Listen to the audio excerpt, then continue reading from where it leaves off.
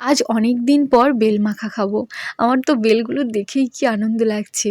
টক খেতে না আমি খুব ভালোবাসি। সুমন আজকে বাজার থেকে এই বেলগুলো কিনে এনেছে। এগুলোকে আমরা কঁদ বেল বলি। তোমরা কি বলো আমাকে কমেন্টে জানিও।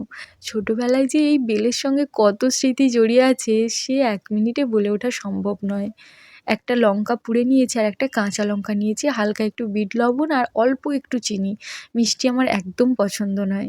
তারপরে ভালো করে মেখে নিলাম আর বেলটাকেও ভালো করে এর সঙ্গে মাখিয়ে দিলাম। আর আমরা যারা টক খেতে ভালোবাসি, ফোনের মধ্যে যখন এরকম টক কিছু মাখামাখি দেখি না, আমার তো জিভে জল চলে আসে। তোমাদেরও নিশ্চয়ই সেরকমই হচ্ছে।